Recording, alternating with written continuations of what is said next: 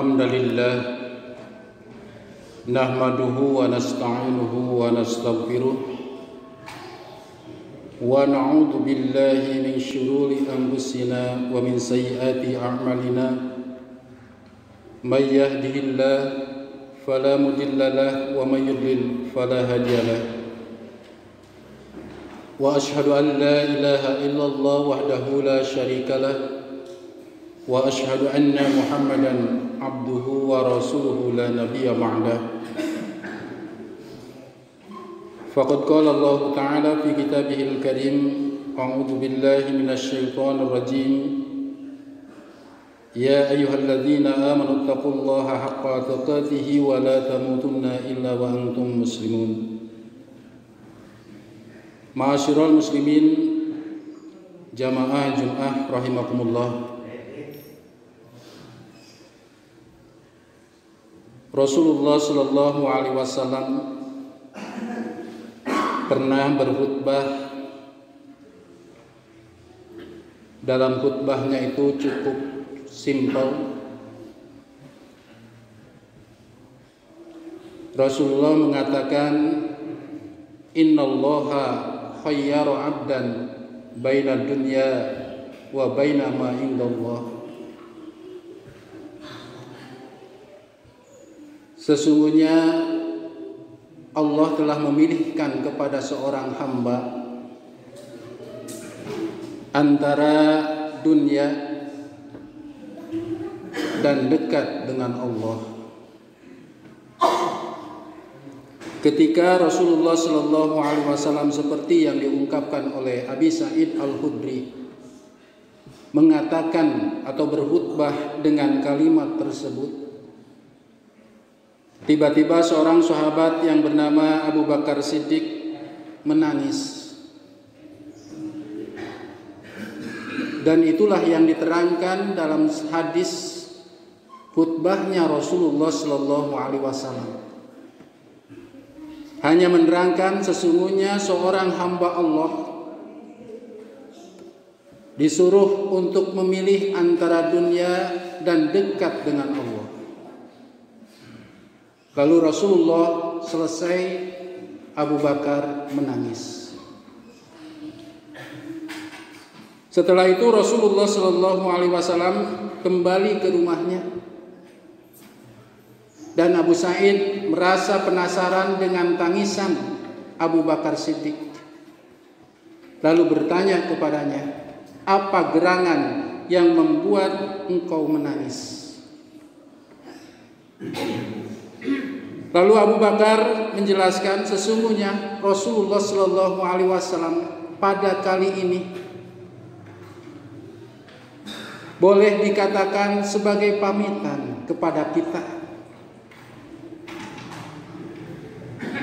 Karena menurut pemahamanku, kata Abu Bakar, Allah telah disuruh memilih kepada seorang hamba antara tetap di dunia dan dekat dengan Allah, yakni kematian, maka hamba tersebut memilih dekat dengan Allah. Dan harus diketahui bahwa hamba di sini, muhayyir di sini, yang disuruh memilih di sini adalah Rasulullah Sallallahu Alaihi Wasallam. Tidak cukup sampai di sini, maka Abi Sa'id langsung menanyakan kepada Rasulullah Sallallahu Alaihi Wasallam apa yang disampaikan oleh Abu Bakar.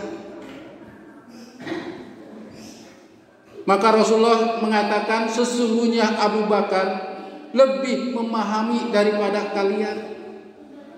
Bahkan dia itu adalah sahabatku yang pertama.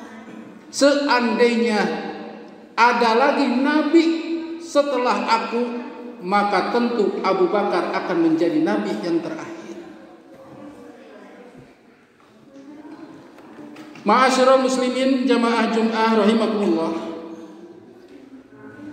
Dari hadis tersebut kita bisa mengambil satu atau beberapa kesimpulan. Yang pertama, menerangkan tentang kecintaan para sahabat kepada Rasulullah sallallahu alaihi wasallam. Yang kedua, menerangkan tentang fikihnya, cerdasnya Abu Bakar Siddiq ketika memahami apa yang disampaikan oleh Rasulullah sallallahu alaihi wasallam dari sisi yang tersiratnya, bukan yang terbukanya, bukan tekstualnya, tapi konteks yang lebih daripada itu. Dan yang ketiga adalah menerangkan tentang posisi Abu Bakar menurut Rasulullah sallallahu alaihi wasallam. Yang pertama adalah bukti dari kecintaan para sahabat kepada Rasulullah sallallahu alaihi wasallam.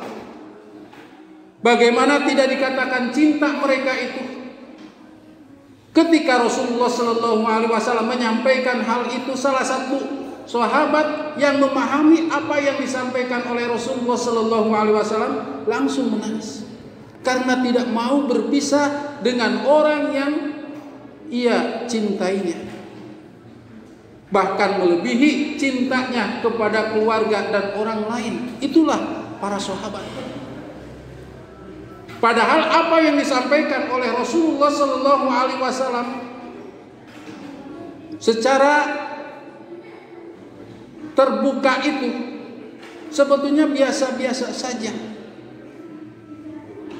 Tapi kenapa Abu Bakar sampai menangis? Karena kecintaannya kepada Rasulullah, bahwa Rasulullah sallallahu alaihi wasallam mulai pamit kepada para sahabat.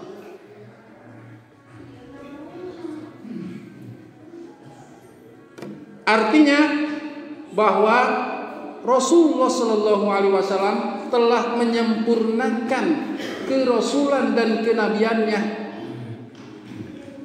telah tuntas menyampaikan risalah dari Allah Subhanahu wa taala. Itu yang pertama. Kecintaan para sahabat yang diawali oleh seorang tokoh dari sahabat, yakni Abu Bakar As-Siddiq. Yang kedua adalah fikihnya Abu Bakar Siddiq, kecerdasan Abu Bakar Siddiq dalam memahami apa yang disampaikan oleh Rasulullah sallallahu alaihi wasallam. Bukan hanya yang tersurat, melainkan yang tersirat dari kalimat atau dari ucapan Rasulullah sallallahu alaihi wasallam, dari sabda Rasulullah sallallahu alaihi wasallam. Padahal secara sepintas tidak ada yang katakanlah istimewa. Seorang hamba disuruh memilih antara tetap di dunia dan dekat dengan Allah. Tidak dikatakan apakah dekat dengan Allah itu kematian atau tetap di dunia. Bagi para sahabat atau kita pun, ketika harus memilih antara dunia dan dekat dengan Allah, bagi orang yang beriman tentu akan memilih dekat dengan Allah. Karena ketika kita memilih dunia, belum tentu Allah dekat. Tapi ketika kita memilih dekat dengan Allah, maka dunia akan dikuasainya, akan mendekat juga. Tapi Abu Bakar bukan demikian. Dia memahami bahwa apa yang disampaikan oleh Rasulullah sallallahu alaihi wasallam merupakan peringatan kepada para sahabat ketika itu, bahwa risalah yang dibawa oleh Rasulullah sallallahu alaihi wasallam sudah tuntas disampaikan waktu itu. Sehingga boleh dikatakan bahwa Rasulullah sallallahu alaihi wasallam mulai pamit kepada para sahabat ketika itu. Inilah Abu Bakar atau sosok Abu Bakar dalam memahami apa yang disampaikan oleh Rasulullah sallallahu alaihi wasallam, hingga boleh dikatakan bahwa inilah yang disebut dengan al-hikmah. Jadi Abu Bakar diberikan al-hikmah, ilmu yang bisa digali. Ketika seseorang menyampaikan, dia bukan hanya yang disampaikan, tapi lebih mendalam lagi sebelum yang lain memahaminya.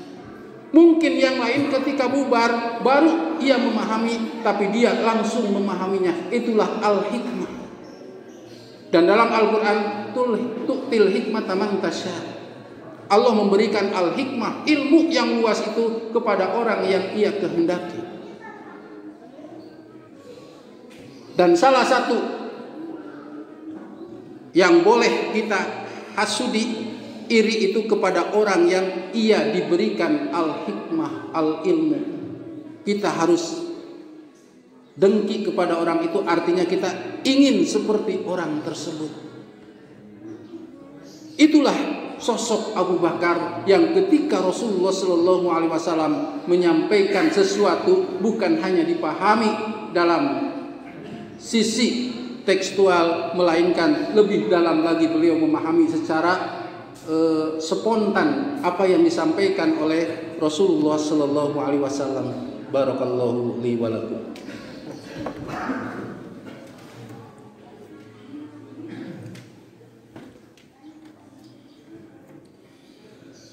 Alhamdulillahi rabbil alamin, wassalatu wassalamu ala asrafil mursalin wa ala alihi wa ashabihi ajmain, wa ashhadu an la ilaha illallah war rahmanur rahim, wa ashhadu anna muhammadan abduhu wa rasuluhu min akhiril anbiya wal mursalin. Ma'asyiral muslimin jamaah Jumat rahimakumullah.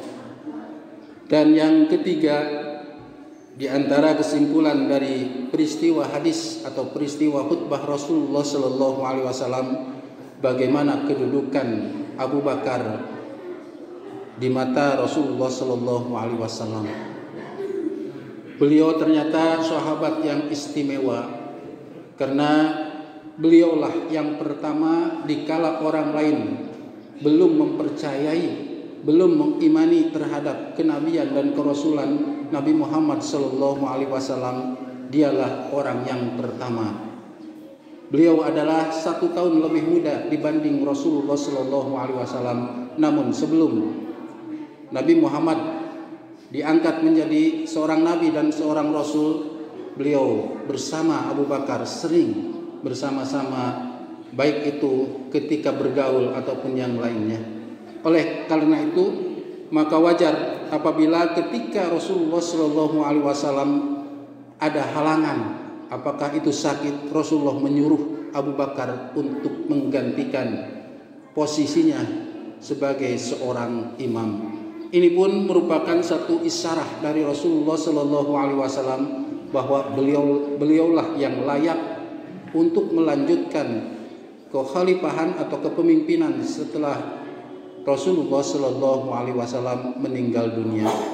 Oleh karena itu kata Rasulullah, seandainya ada nabi lagi setelahku, ini menunjukkan tidak ada lagi nabi setelah Nabi Muhammad sallallahu alaihi wasallam, pastilah Abu Bakar sebagai nabi yang terakhir kalinya. Namun karena tidak ada lagi nabi setelah Nabi Muhammad sallallahu alaihi wasallam, maka kita wajib untuk tidak percaya jika ada yang mengaku seorang nabi atau umpamanya mentokohkan Abu Bakar sebagai seorang nabi, itu pun kita wajib untuk menolaknya. Rabbana la tuzigh qulubana ba'da idh hadaitana wa hab lana min ladunka rahmatan innaka antal wahhab. Rabbana atina fid dunya hasanah wa fil akhirati hasanah wa qina adzabannar. Amin ya mujibas sa'ilin walhamdulillahi rabbil alamin.